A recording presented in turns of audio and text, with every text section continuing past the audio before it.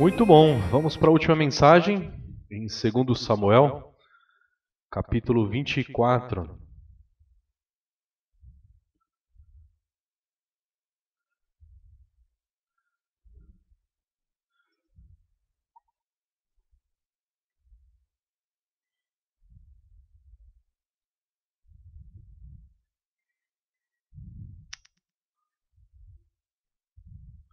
E foi um privilégio estudar esse texto, expor o segundo livro de Samuel, aquilo que tem sido repetido aqui várias vezes, né? A palavra de Deus, ela está sempre nos alimentando, sempre mostrando algumas outras perspectivas diferentes, aplicações diferentes na nossa vida, dependendo daquilo que a gente tem passado, né? E tem sido interessante ver como Samuel nos leva para um ponto de dependência total de Deus. E é sobre isso que vai falar mais uma vez o último capítulo. Você já passou por alguma situação onde você precisava de uma solução e não tinha ninguém para resolver o seu problema? Por exemplo, hoje você tem uma empresa de telefone aí, do seu celular, e aí você tenta falar com eles para resolver alguma coisa. Eu não sei como é para você, mas para mim é um teste de paciência. Misericórdia.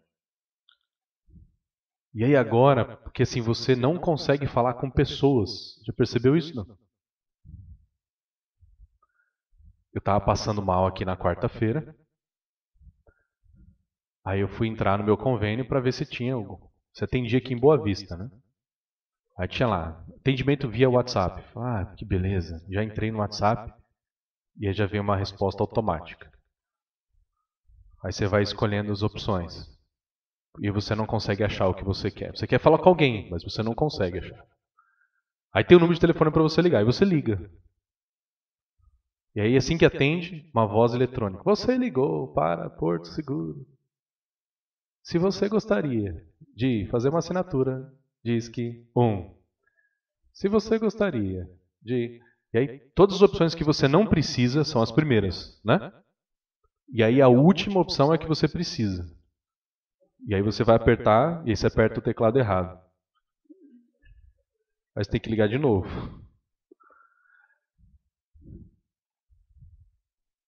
Enfim. Mas no fim não precisei de convênio. Eu fui muito bem tratado, né? Tratamento VIP foi muito melhor do que qualquer convênio poderia oferecer. Obrigado, os irmãos que me ajudaram nisso aí.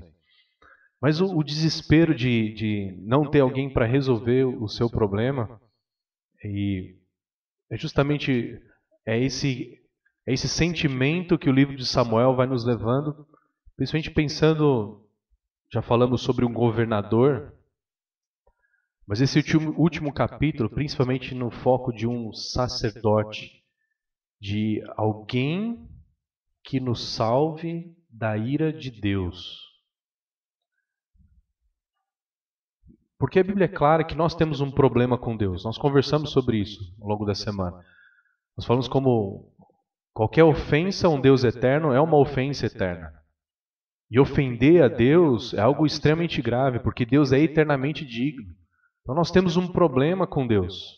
E nós vamos vendo na história do povo de Israel que os problemas deles eram com o seu próprio pecado e, obviamente, lidando com a ira de Deus. Tem um salmo fantástico, o Salmo 90, o Salmo de Moisés. Ele é um salmo que Moisés ele exalta a eternidade de Deus, mas ele compara com a brevidade da vida humana. O homem é um sopro. A vida passa como uma fumaça. E ele diz, além da vida ser rápida, é uma vida sofrida. E é uma vida sofrida porque passa debaixo da ira de Deus por causa dos nossos pecados. Provavelmente Moisés escreveu esse salmo quando ele estava no deserto, quando o povo de Israel chegou na porta da terra prometida. Deus tinha falado, gente, confia em mim, não olha para o tamanho do povo, eu vou dar a terra para vocês. Eles mandam os 12 espias, lembra dessa história? Volta os 12, 2 falam, ó gente, Deus prometeu, ele vai dar. Mas 10 falam o quê? Ah, não vai dar não. esse povo é grande demais. Esse povo é poderoso demais. Nós somos como gafanhotos perto dele. Vamos fazer o seguinte. Tira Moisés, bota outro líder, vamos voltar para o Egito. E aí então Deus diz, por causa da incredulidade de vocês vão dar meia volta. Vão ficar rodando o deserto. Até toda geração de 20 anos para cima morrer no deserto. Pensou? Pensou se você fez 20 anos no dia anterior? Misericórdia. E aí você vai ficar rodando no deserto e sem perspectiva nenhuma. E então Moisés escreve esse salmo, né, e ele termina o salmo clamando a Deus. Deus, faça com que a nossa vida tenha algum propósito, algum fruto. Meio que clamando para que haja um salvador, um mediador entre Deus e o homem pecador. Então, a grande ideia dessa passagem, versículo 24, é muito simples, mas porque está apontando para algo muito maior, como nós temos visto em todos os capítulos. A ira de Deus, ela é apaziguada com o sacrifício do seu ungido. A ira de Deus é apaziguada com o sacrifício do seu ungido. Ou a solução, né, do seu problema, da ira de Deus por causa do seu pecado, ela é solucionada com o ungido do Senhor. Espero que tenha ficado claro, a gente vai usando a palavra ungido. Ungido é aquele que é escolhido, aquele que é capacitado por Deus para exercer uma missão. No Antigo Testamento isso acontecia com o rei, com o sacerdote e com o profeta. Então, no caso aqui, Davi é o ungido da história, mas ele é o ungido menor, o ungido falha, e ele apontando para o ungido perfeito, que é Jesus Cristo. Tá bom? Versículo 24. Perdão, capítulo 24, versículo 1. Mais uma vez, irou-se o Senhor contra Israel, e incitou Davi contra o povo, levando-o a fazer um censo de Israel e de Judá. Mais uma vez irou-se o Senhor contra Israel. Ele está falando mais uma vez, porque lembra, faz parte dessa estrutura final.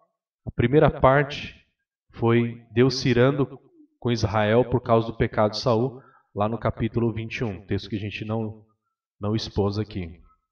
E o Senhor está irado contra Israel. Há muitas perguntas que esse texto não responde. E uma das perguntas que o texto não responde é por que o Senhor está irado. O texto não fala. Por que o Senhor está irado com Israel? Não sabemos. Talvez porque traíram o ungido do Senhor, traíram Davi com Absalão. Poderia ser. Mas o fato do texto não falar o porquê o Senhor está irado, então isso mostra que para entender o texto a gente não precisa saber o porquê ele estava irado. Simplesmente que ele está irado. Tá certo? E nós sabemos que Deus, a ira de Deus é sempre justa. Nossa ira nem sempre é justa. Nossa ira é egoísta. A gente fica irado quando alguém atrapalha aquilo que nós queremos. Mas nós não somos Deus. Agora a ira de Deus sempre é justa. Salmo 145, 17 diz: o Senhor é justo em todos os seus caminhos. Então, algo aconteceu para ele estar irado aqui. E então, Deus, por estar irado contra Israel, ele incita Davi contra o povo. Ele vai usar Davi contra o povo de Israel. Ele vai usar Davi como um instrumento de juízo, de disciplina, um instrumento para derramar a sua ira sobre o povo. E como que ele vai fazer isso? Levando Davi a fazer um censo de Israel e Judá. Por que fazer um censo é algo que Deus usaria contra o povo? Nós sabemos o censo, a gente conhece a história. Por causa do censo, Deus vai derramar a ira de Deus sobre o povo. Mas não existe nada num censo que seja pecado. Nós temos um livro da Bíblia que é um censo, livro de números. Mas provavelmente o que vai ficando claro cada vez mais no texto é que Davi faz um censo, ele quer contar o número de homens em Israel e em Judá por causa do seu orgulho, por causa da sua arrogância, por causa da sua dependência não de Deus, mas dependência ali do exército que ele tem ali. É interessante que a mesma história em Crônicas, 1 Crônicas 21:1, a gente sabe que Crônicas é a repetição da história de Samuel e dos reis, com uma ênfase mais na adoração, mais no templo. Mas lá quando o autor de Crônicas conta a mesma história, ele diz que Satanás levantou-se contra Israel e levou Davi a fazer um recenseamento do povo. Então o texto fala que foi Deus que levantou contra o povo, incitou Davi, e outro texto fala que foi Satanás. Quem foi? Foi Satanás ou Deus? Na verdade, não é uma incoerência. Né? Nós sabemos que Satanás ele só age limitado dentro da vontade de Deus. Satanás é um ser poderoso, mas o seu poder está limitado dentro da vontade de Deus. E Deus limita Satanás para ele fazer somente aquilo que Deus gostaria, para cumprir os seus propósitos. A gente viu isso na história de Jó, por exemplo. E é interessante como Deus vai usar Davi, e o que ele vai usar de Davi? Ele vai usar o pecado de Davi, ele vai usar o mal de Davi para derramar sua ira sobre o povo de Deus. Então, a gente entende um pouco numa perspectiva do como que Deus permite o pecado, né? Como que Deus limita o pecado, como que ele lida com o nosso próprio mal. A gente vê três personagens aqui, Deus, Satanás e Davi. Deus é o soberano, ele controla toda a história, ele tem um plano perfeito, e ele vai executar o seu plano e ninguém consegue se opor a ele. Ele está no topo, certo? Satanás é um anjo caído, poderoso, ele age para distribuir para o mal da humanidade, para o mal do mundo, mas ele também só age limitado pela vontade de Deus. E o homem, ele é mau em si mesmo, ele tem um pecado em si mesmo, e ele faz o mal por causa dele mesmo, certo? Satanás, no máximo, o que ele faz? Já viram aquelas figurinhas assim do jegue andando? E o cara em cima do jegue segurando uma cenoura numa vara de pescar. Ele vai segurando e aí a cenoura fica na frente dele e o jegue vai sempre atrás, atrás, atrás. Ele nunca alcança a cenoura. Já viu essas imagens? Não? Já? Então, o jegue somos nós. Quem está em cima de nós segurando a cenoura é o diabo, né? E a cenoura é o quê? É o mundo. Tudo que tem no mundo. Então ali, ele balança na nossa frente o pecado, aquilo que desperta a cobiça dos olhos, a cobiça da carne e a soberba da vida. Satanás só pode fazer isso. Ele só balança o pecado na nossa frente. A decisão de ir até o pecado, a decisão de pecar, é nossa. É nossa. Então, a gente nunca pode dizer que Deus é quem tentou Davi, não é Deus quem fez Davi pecar, mas Deus simplesmente permitiu que Davi pecasse, e ele vai usar o pecado de Davi para disciplinar o povo de Deus. Faz sentido? Sim? Se a gente vê Tiago dizendo Deus não pode ser tentado pelo mal, a ninguém tenta, cada um é tentado pela sua própria cobiça, no caso de Davi. E Romanos capítulo 1, versículo 18 a 32, eu acho um texto muito didático, muito claro sobre como funciona os dias de hoje. As pessoas que desprezam a Deus, Deus os entrega aos seus próprios desejos. E quando Deus os entrega aos seus próprios desejos, o homem se destrói a si mesmo, fazendo aquilo que ele quer. A gente olha para um texto desse e a gente fala assim, Ricardo, bom, se Deus agiu assim, a gente já logo traz para a nossa realidade. Como saber se Deus não está irado com a gente agora? E sei lá, não está usando nossos governantes para tratar o nosso pecado, né? E aí, como que eu vou saber para saber o que eu tenho que fazer? Gente, vocês não precisam ficar sabendo disso. Davi, em toda a história, ele não está sabendo que Deus está irado com o povo. Qual que tem que ser a nossa prática diante disso? Deus ele já revelou a sua vontade na palavra dele. Eu preciso viver segundo a sua vontade. Sempre. É crer em Cristo Jesus para o perdão dos meus pecados. É confessar os meus pecados. É viver na dependência de Deus em oração. É amar o próximo. É viver em santidade. Vá vivendo a vontade de Deus. Que você não precisa saber se Deus está tratando, está fazendo algo grandioso no nosso país, na nossa nação, enfim. Outra coisa,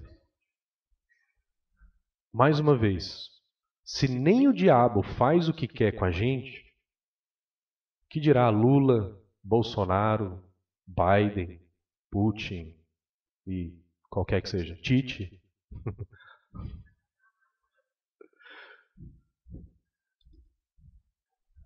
O que é fantástico na Bíblia mostra sempre Deus está no trono, reinando em glória e louvor. Isso tem que trazer tranquilidade para o nosso coração.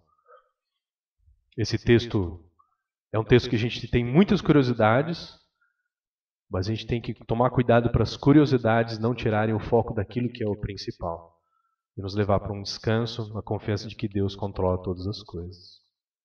Versículo 2. Então o rei disse a Joabe e aos outros comandantes do exército: Vão por todas as tribos de Israel, de Dan a Berseba, e contem o povo, para que eu saiba quantos são. Davi então dá ordem para Joabe como comandante. Ele vai contar quantos homens estão aptos para o serviço militar. E aí fala, vai de norte a sul, de Dan a Berseba, todo Israel, contar o povo. Versículo 3. Joabe, porém, respondeu ao rei, que o Senhor teu Deus multiplique o povo por 100, e que os olhos do rei, meu senhor, o vejam. Mas por que o rei, meu senhor, deseja fazer isso? É interessante que Joabe ele percebe que tem algo errado nesse pedido. Joabe diz, por que você quer saber isso? Mas que Deus multiplique muito mais, que você veja isso, mas por que você vai contar? Porque ele sabe que o que está por trás do coração de Davi não é uma motivação boa, não é algo bom. Bom, eu acabei com a imagem do Joabe aqui durante a exposição, né? Chamando ele de cachorro louco. Mas olha a amizade de Joabe, né? Como ele tem coragem de expor muitas vezes o pecado de Davi, ao seu rei. Eu acho que até pelo tempo que eles estão juntos e tudo que eles caminharam juntos, são amigos, né? Às vezes nós precisamos de Joabes na nossa vida. Não como cachorro louco, mas como aquele que vai questionar as nossas ações. Por que você está fazendo isso? Versículo 4. Mas a palavra do rei prevaleceu sobre a de Joabe e dos comandantes do exército. Então eles saíram da presença do rei para contar o povo de Israel. Mesmo Joabe e seus comandantes questionando a ordem, falando, não vai ser bom fazer isso, Davi não quer saber, ele quer que a sua vontade seja executada. Queridos, quero mais uma vez falar sobre a importância de relacionamentos profundos, né? Tanto de relacionamentos onde você vai ser usado na vida de Deus de outras pessoas, e você falar pela palavra de Deus, ajudar as pessoas a saírem da cegueira do seu pecado, mas também você valorizar as pessoas que Deus colocou ao seu lado, para lidar com a sua cegueira. É interessante que Hebreus fala sobre isso, que nenhum coração dentro da igreja seja endurecido pela incredulidade, mas através de relacionamentos profundos, um exortando ao outro, a gente se mantenha firme com Deus. Então tenha amigos, tenha irmãos, pessoas próximas de você, que elas vão te ajudar a falar quando você está errado, e ouça os seus irmãos.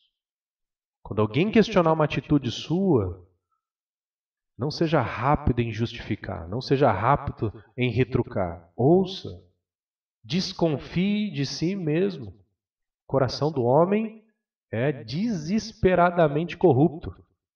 Não é só dos outros, é o seu.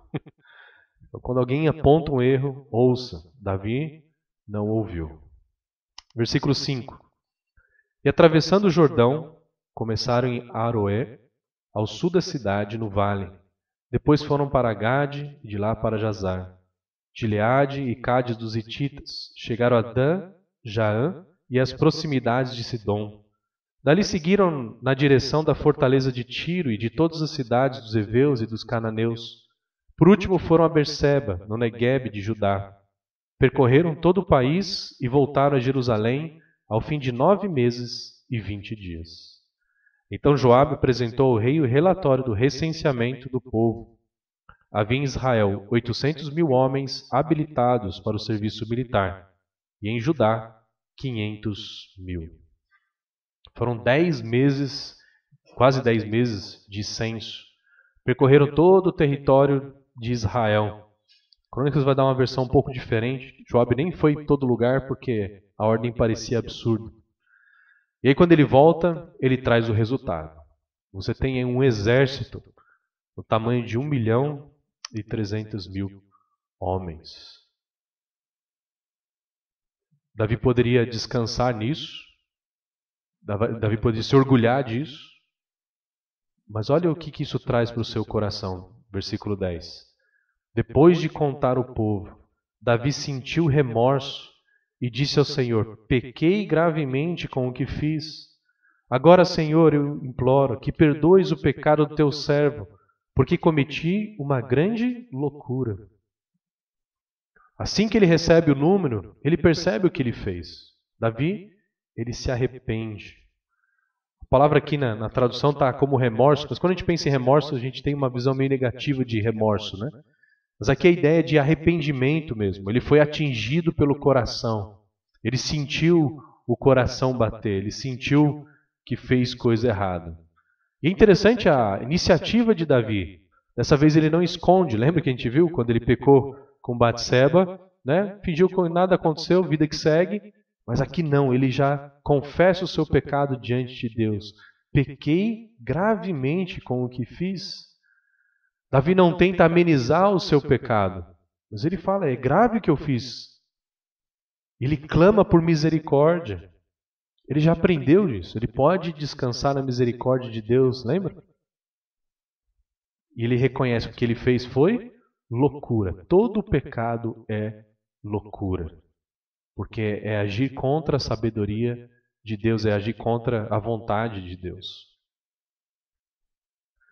Outra coisa que a gente percebe aqui, como a responsabilidade do pecado de Davi é de Davi mesmo.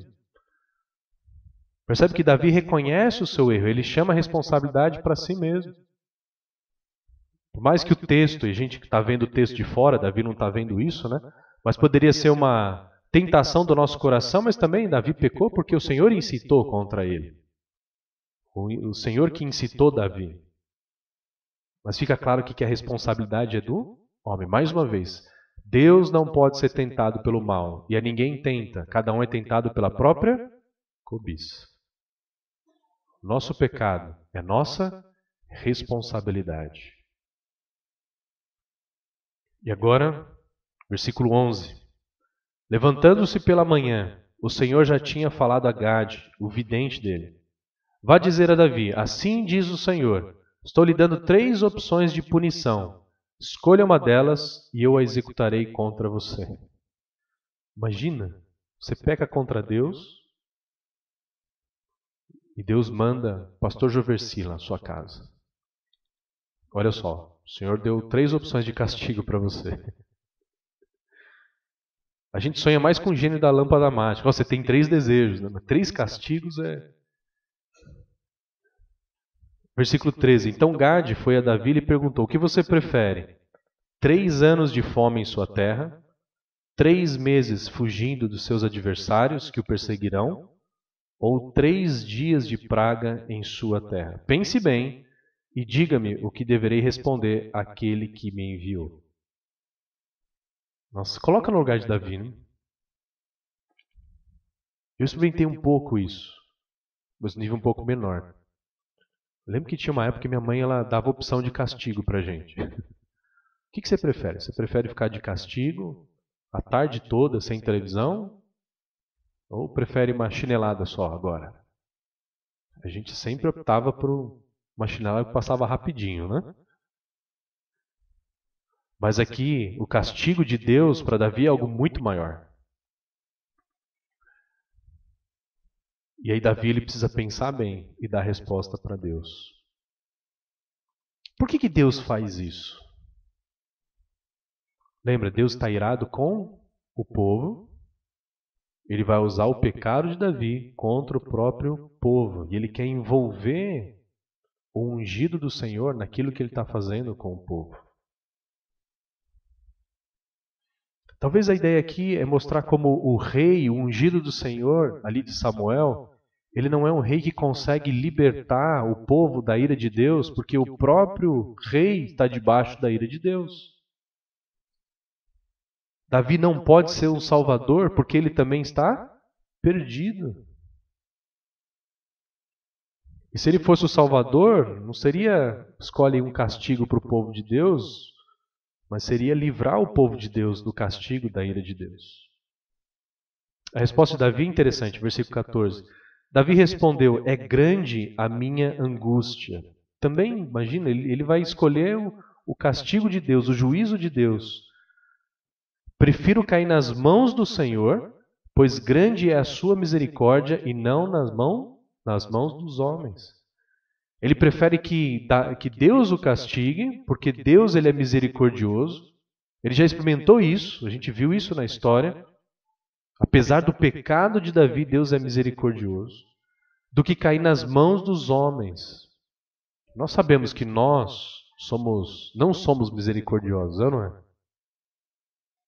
Quando alguém nos ofende, a gente é rápido em retribuir.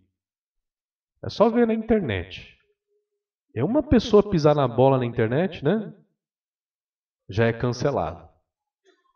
Um monte de mensagem, de ameaça, de morte. E a pessoa tem que desfazer a conta dela. Porque nós somos assim. Resolve assim. O homem não é misericordioso. Por isso Davi ele confia na misericórdia de Deus. Versículo 15. Então o Senhor enviou uma praga sobre Israel, desde aquela manhã até a hora que tinha determinado, e morreram 70.000 homens do povo de Dan a Berseba.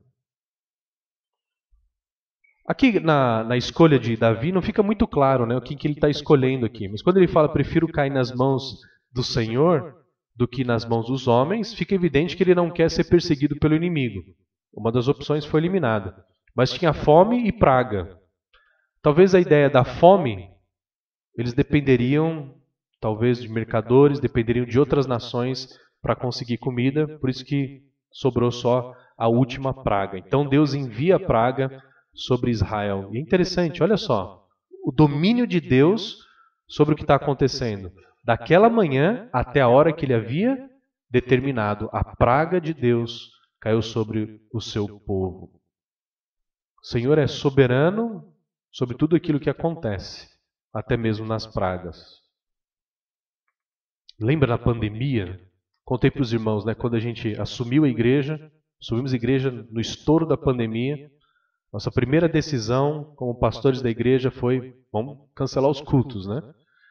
Mas eu pensava assim, bom, isso aí vai durar o quê? 1 semana? 2 semanas? Durou 2 anos. E está ameaçando voltar, né?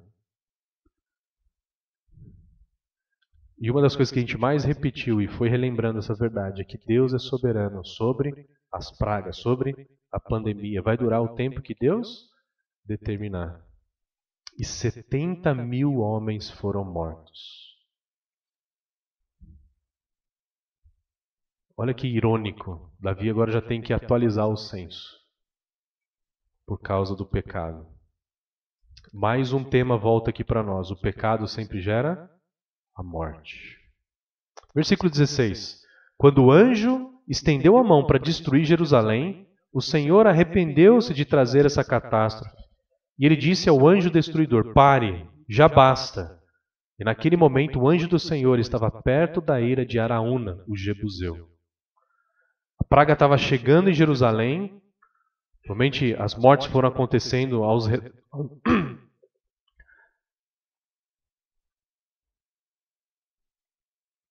É a praga.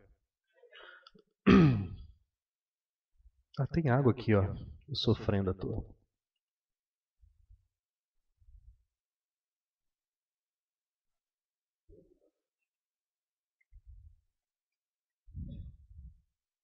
Provavelmente a praga foi nos arredores de Jerusalém. E quando está chegando em Jerusalém, a capital, e nós vamos ver que Deus tem um propósito muito maior para parar nesse exato momento. Deus fala, chega, já basta. E nós vemos que a praga está sendo dirigida por um anjo. E o texto diz que Deus se arrependeu. Também é uma expressão que sempre gera confusão, né? A gente se arrepende quando a gente faz uma coisa errada. Puxa, não devia ter feito isso. Você olha aqui, parece que Deus, depois de matar 70 mil, fala, puxa, o que eu fiz, né? Obviamente isso não se aplica a Deus, porque Deus não erra. A ideia de arrependimento de Deus é a mudança na forma de agir sobre o seu povo. Isso acontece em diversos momentos na história de Israel. Como, por exemplo, Jonas pregando para Nínive, né? Eles vão ser destruídos e depois que Nínive se arrepende, então Deus também se arrepende e não vai mais destruir Nínive. Então, uma ideia de mudança de forma de agir sobre aquele povo. E o anjo para bem onde está a ira, né? A ira é o terreno de chão batido para debulhar grãos, trigo, essas coisas assim. E a praga, que deveria ser provavelmente de 3 dias, como a gente viu aqui, começou da manhã até a hora determinada, a gente não passou nem do primeiro dia. E aí vemos como Deus de fato ele é misericordioso. E Davi foi sábio na sua escolha. Ele preferiu estar na mão de um Deus misericordioso do que do homem que não tem misericórdia. O próprio Deus, quando ele se revelou a Moisés, lembra? Aquele texto fantástico do Moisés, ele pede para que Deus se revele a ele, se mostre a ele. Deus passa diante de Moisés proclamando: Senhor, Senhor, Deus compassivo e misericordioso, paciente, cheio de amor e de fidelidade, que mantém o seu amor a milhares e perdoa a maldade, a rebelião e o pecado. Contudo, não deixa de punir o culpado, castiga os filhos e os netos pelo pecado dos pais até a 3ª e 4ª geração. É um texto que muitas vezes é usado para maldição hereditária, né? Deus ele trata o pecado dos filhos e dos netos até a 3ª e 4ª geração. Mas ele perde que aqui é uma comparação exagerada. Deus pune o pecado até a 3ª e 4ª geração, mas perdoa milhares de gerações. Ou seja, o foco é na misericórdia e na bondade de Deus. E Deus mostra isso mais uma vez nessa história. Versículo 17. Ao ver o anjo que estava matando o povo, disse Davi ao Senhor: Fui eu que pequei e cometi iniquidade. Esses não passam de ovelhas. O que eles fizeram? Que teu castigo caia sobre mim e sobre a minha família. Imagina, não dá para entender exatamente se Davi viu o anjo ou se ele viu que a praga estava matando. Porque lembra, ele está lá em Jerusalém, a praga está chegando em Jerusalém só agora. Mas assim que ele vê o que Deus está fazendo, ele clama a Deus: Senhor, fui eu quem pequei. Essas pessoas que estão morrendo não passam de ovelhas, que é a praga, que a ira do Senhor caia sobre mim. Lembra, mais uma vez, Davi não sabe que a ira de Deus é contra o povo. E Deus está tratando o povo. Os 70 mil que morreram é juízo de Deus sobre o próprio povo. E agora? Quem poderá nos salvar da ira de Deus? Versículo 18. Naquele mesmo dia, Gade foi dizer a Davi: Vá e edifique um altar na ira de Araúna, o Jebuseu. Deus então dá uma ordem para Davi, constrói um altar ali onde o anjo parou, ali na ira de Araúna. Versículo 19. Davi foi para lá, em obediência à ordem de Gade, em obediência que Gade havia dado em nome do Senhor. Quando Araúna viu o rei e seus soldados vindo ao encontro dele, saiu e prostrou-se perante o rei, rosto em terra. E disse: Por que o meu senhor rei veio ao seu servo? Respondeu Davi: Para comprar sua ira e edificar nela um altar ao Senhor, para que cesse a praga no meio do povo. Araúna disse a Davi: O meu senhor e rei pode ficar com o que quiser e ofereça-o em sacrifício. Aqui estão os bois para o holocausto, o debulhador e o jugo de bois para a lenha. Ó rei, eu dou tudo isso a ti, e acrescentou: Que o Senhor teu Deus aceite a minha oferta. Quando Davi chega então ali na eira, o Araúna sai e vê o rei chegando com os soldados. Imagina o que ele deve ter pensado. E quando Davi explica o motivo do que ele está ali: eu vou comprar a sua propriedade, a sua eira, eu vou construir um altar aqui. Ele fala: não, imagina, fica com tudo aí, ó. Pode pegar os bois, pega os instrumentos aqui, usa como lenha para queimar os bois em adoração ao Senhor, e que o Senhor aceite a sua oferta. A resposta de Davi. Mas o rei respondeu a Araúna: não. Faço questão de pagar o preço justo. Não oferecerei ao meu senhor holocaustos que não me custem nada.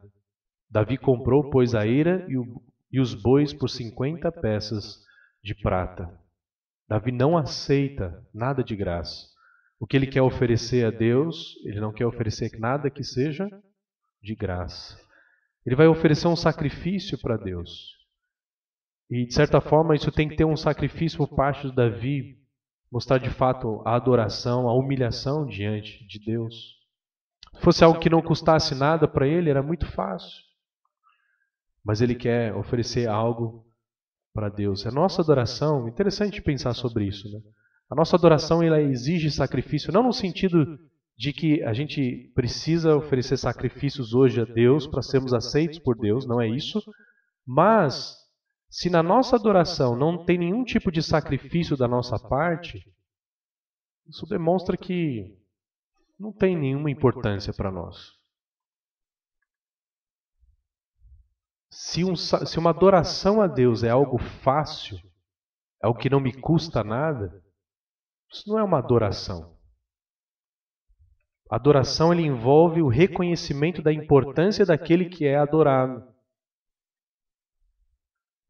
E reconhecer importância, honrar, envolve sacrifício pessoal. Então, às vezes, a gente conversa com o irmão da igreja lá, fala, meu irmão, por que você não está vindo na igreja? Pastor, você sabe, estou muito ocupado, né? Tem uma vez que um irmão falou isso para um senhor da igreja, um líder da igreja, um homem muito sábio. Muito simples, mas muito sábio. Aí ele foi falar com o irmão dele que estava ausente, falou, por que o irmão está indo na igreja? Ah, trabalho, né? Falou, é verdade, porque quem vai na igreja não trabalha, né? Tudo gente sem ter o que fazer. Acontece quando eu me sacrifico pelo trabalho. Todo o meu tempo é para o trabalho. A minha prioridade é o trabalho. E a igreja fica para o que sobra. Quem que eu estou adorando? Dica. Não é a Deus da igreja.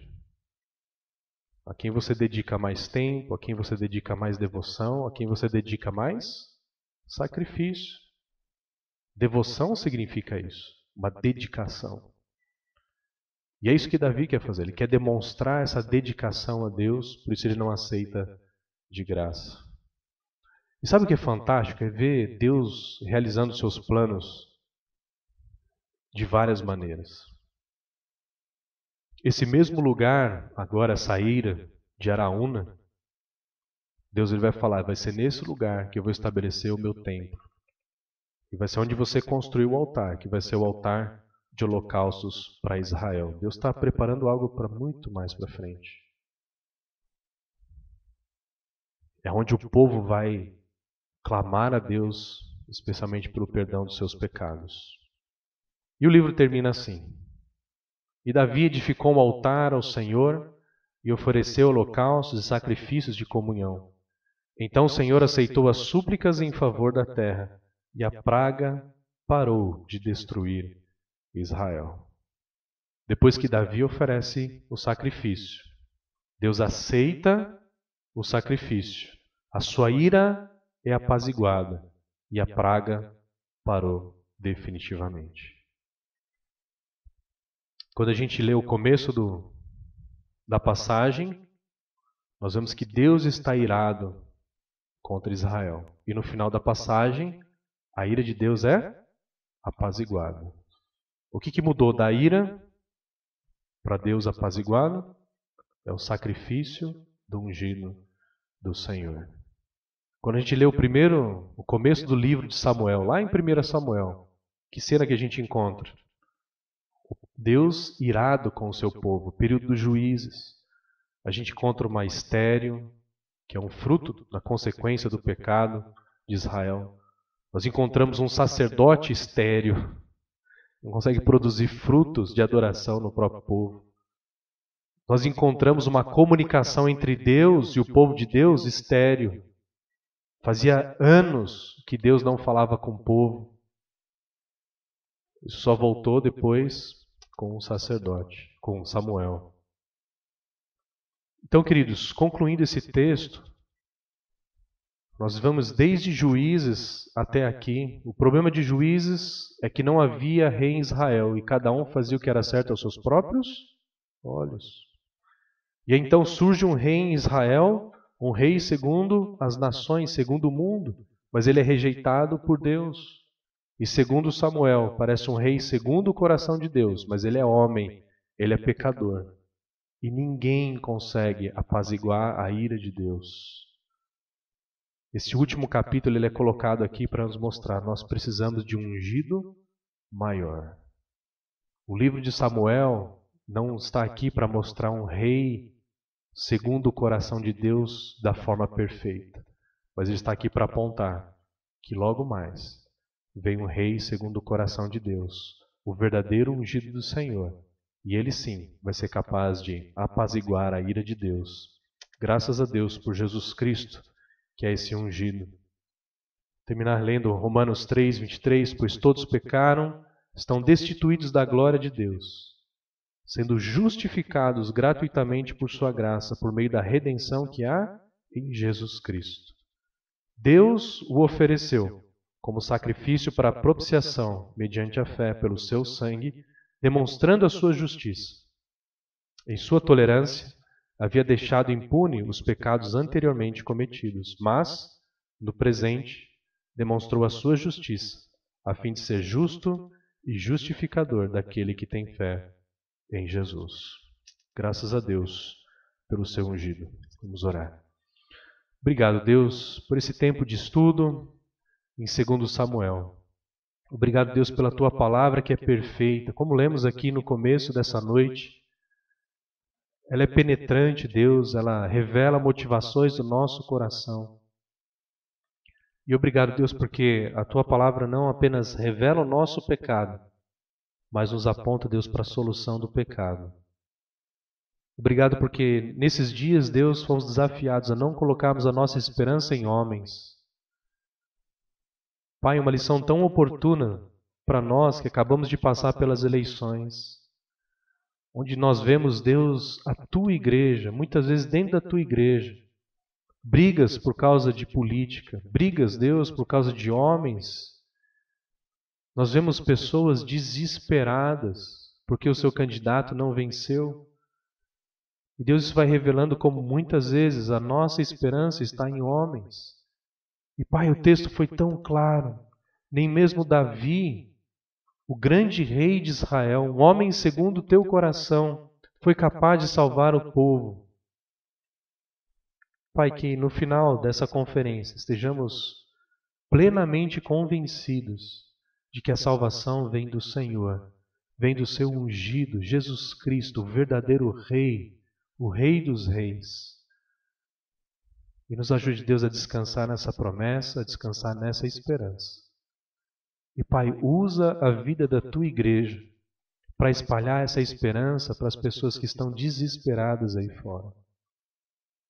Peço, Deus, isso especialmente pela igreja aqui em Boa Vista, que tem enfrentado isso, Deus, tanto por causa das eleições do nosso próprio governo, como também tem tido a oportunidade de demonstrar essa esperança, Deus, para um povo que tem sofrido um governo corrupto, que são os venezuelanos.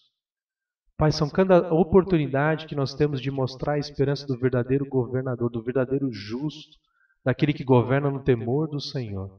Que o Senhor use, Deus, a igreja aqui em Boa Vista para espalhar a tua esperança, para a tua honra e para a tua glória. Nós te louvamos, nós te adoramos pela salvação que temos em Cristo Jesus. No nome dele, amém.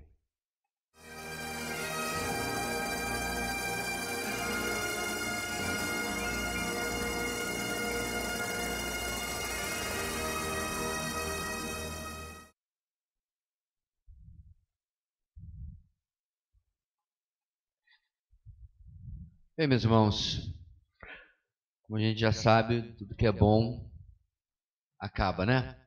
Chega até o final. E é com muita gratidão ao Senhor que nós encerramos a nossa 19ª conferência. Se juntarmos todas as conferências teológicas, a exposição bíblica e a conferência de mulheres, Deus tem sido extremamente gracioso conosco, onde só tivemos homens e mulheres de Deus nos falando nesses anos todos. Queremos louvar ao Senhor por isso e agradecer porque temos tido ampla condição, ampla oportunidade de aprender da palavra do Senhor. Inclusive, algumas das conferências anteriores estão lá e essa se juntará a elas no canal. Você pode colocar Conferência de Exposição Bíblica Palavra da Videira no YouTube, você vai encontrar o canal e a primeira mensagem está a um clique já de estar lá daqui a alguns momentos aí, tá? Só chegando em casa, já deixei tudo lá preparadinho para colocar a primeira mensagem, as próximas vão acompanhando aí nos próximos dias. Bem, nós estamos num mês extremamente abençoado e, curiosamente, por Jesuicidência, abençoados da mesma origem de cidade. Eu não sei qual é a função dele no Palavra da Vida hoje. O Helder continua sendo o reitor, não? Chanceler, né?